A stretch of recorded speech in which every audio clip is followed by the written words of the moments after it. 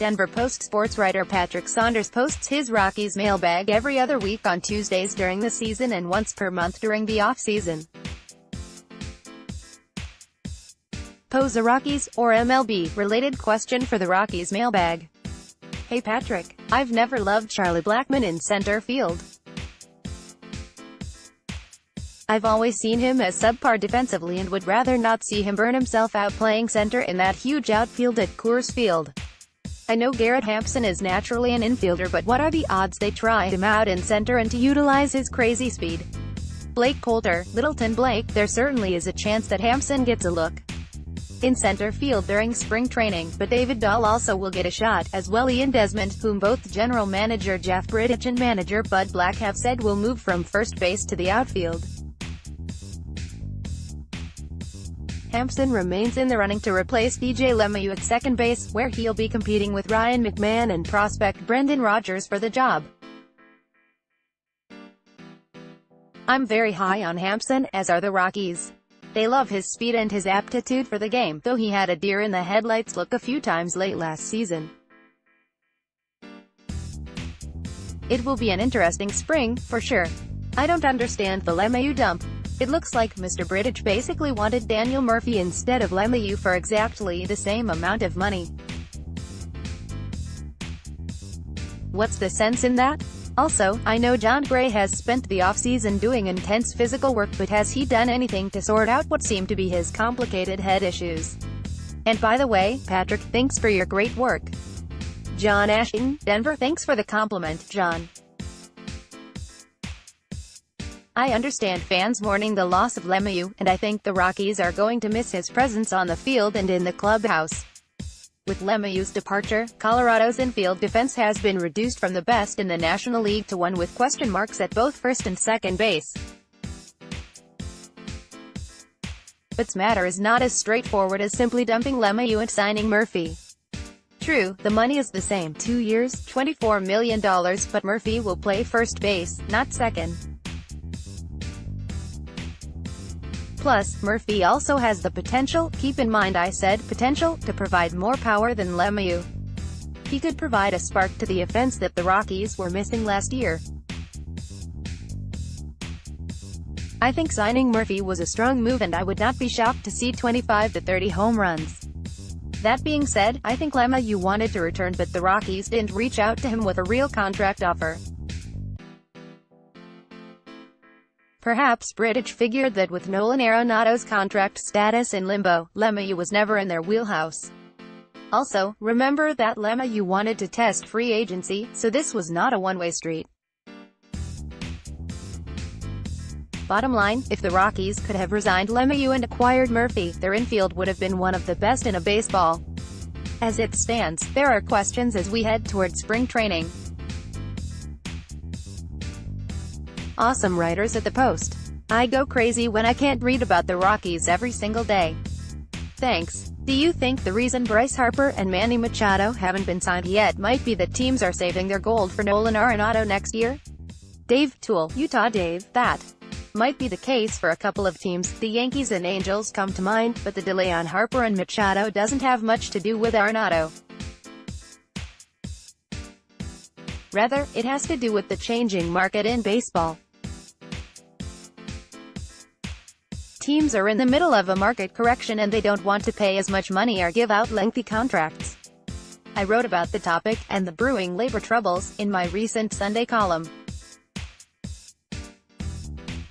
ESPN's Buster Olney, one of the best baseball writers in the business, also addressed the topic in a recent column in which he wrote that St. Louis's Paul Goldschmidt was the litmus test for free agency. Hey Patrick, the hot stove season isn't over yet for the Rockies. They are going to sign a player well beyond his prime. When they see Cargo is still out there because no one wants him, they are going to sign him again this season. It is gonna be another mistake by Bridich and Co. Now I have to ask the important question, why have they not signed Matt Holliday yet? He would be a great veteran leader in the clubhouse for a team looking to win now. Keep up the solid work. Rick, Aurora Rick, I agree with your view of Carlos Gonzalez, because I think he will land with a new team. But even if he does return to Colorado, it would be as a fourth outfielder for much less than he was paid last year, $8 million when all was said and done. As for Holiday, he wants to return and the Rockies are aware of that. The problem is that with the molasses-like pace of the offseason, veteran role players will have to wait until spring training to land with a team. I wouldn't be shocked to see Holiday back in Lodo, but it's far from a sure thing. As a Rockies fan and season ticket holder since 1993, I am very unimpressed with the Rockies' hot stove moves this year. Is there anything we can look forward to regarding possible signings before the start of the season? Jeff Sandman, a disappointed fan in Centennial Jeff bearing a surprise, I think the Rockies are done with big moves this winter. That means the addition of Murphy at first base is their one big splash. I wouldn't be shocked if the club brings in a veteran catcher on a minor league deal and perhaps a veteran reliever. I agree that it's been a very unimpressive offseason by the Rockies, and that's going to put a lot of pressure on the kids, like Dahl, McMahon, Hampson and Rogers. We'll see how they respond. And the Rockies certainly aren't getting much love by the national sports media. ESPN's David Schoenfield wrote that of all 10 teams that made the postseason last year, the Rockies are the least likely to return. Looking at the roster at this point, without blocking McMahon or Hampson, the only realistic areas to add are catcher and outfield. Why aren't the Rockies being a bit more aggressive on guys like A.J. Pollock, Marvin Gonzalez, or Yasmani Grandal? Wouldn't you agree that adding any of those put the Rockies in prime position to win a weekend NL West? Jason, Visalia, Caliph. Jason, I'm thinking you sent your question in some time ago, because Pollock has signed with the Dodgers and Grandal signed with the Brewers.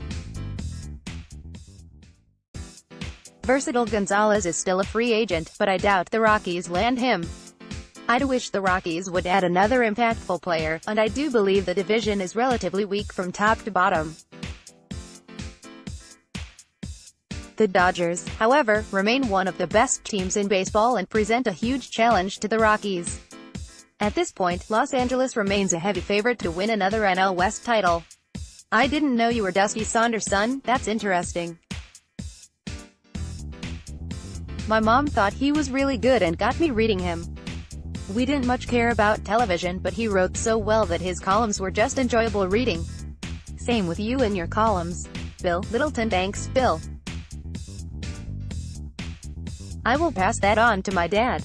He was born in Denver in 1931 and then wrote for the Rocky Mountain News and the Denver Post for more than 55 years.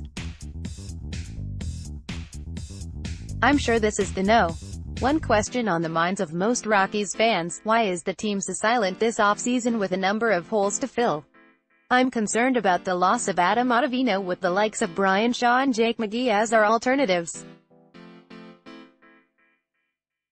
Mike Castle Rock. Mike, we've touched on a number of these topics already, but looking specifically at the bullpen, Ottavino's departure to the Yankees via free agency does leave a big hole.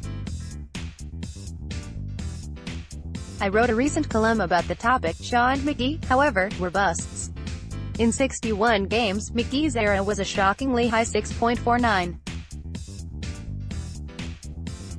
Shaw, known as a reliable workhorse in 5 seasons in Cleveland, had a 5.93 ERA in 61 games. The Rockies kept both pitchers off their postseason roster. If the duo doesn't rebound in 2019, the Rockies could be in deep trouble, especially with Ottavino gone. The saving grace could be the emergence of right-hander Scott Oberg, who was scored upon just 4 times in his final 34 games, going 6-1 with a 1.85 ERA and 40 strikeouts versus just 5 walks in that stretch. Still, Ottavino's departure hurts. The Rockies kept in touch with him during the offseason but never offered him a contract. I texted Rockies general manager Jeff Bridich and asked him why the Rockies didn't pursue Ottavino. He didn't answer that question, saying only, except for July 19 to July 21 of 2019, when the Rockies play the Yankees in the Bronx, we wish Adam nothing but the best.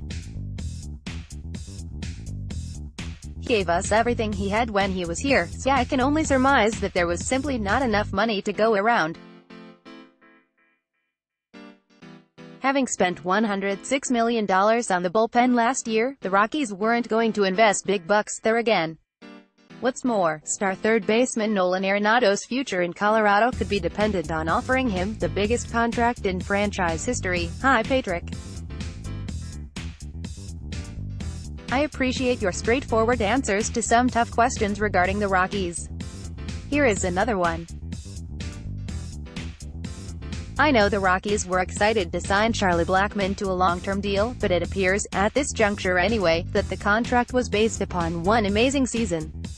It is not readily apparent that he will ever approach that same level of greatness that he did in 2017.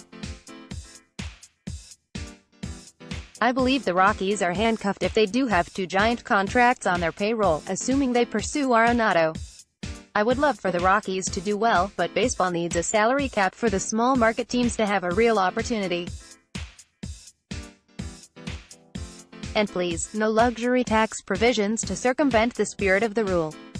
It makes me ecstatic to see the Nuggets sticking it to LeBron and the other three star player teams. Go Rockies, Brad Sparks, Casper, Wyoming. Brad, thanks for reading. I don't really see a question in your post. I'm assuming you want a response to your opinion on Blackmon. I'm going to disagree with you. Blackmon is not a one-season wonder. He's a legitimate major league star and he sets the tone for the Rockies. Consider these facts. Even though the Rockies' offense was bad last year, he led the NL with 119 runs scored, his second straight season leading the league in runs. He tied for 6th in the league with a team-high 180 hits, and finished 8th with 49 multi-hit games. He recorded his third straight season with at least 100 runs scored and 25 home runs, joining Willie Mays and Duke Snider as the only National League center fielders to accomplish the feat. Bottom line, I think Blackmon has at least 3 productive seasons left. Moreover, I think taking him out of center field will reduce the wear and tear on his body. Blackmon is 32 but he keeps himself in incredible shape.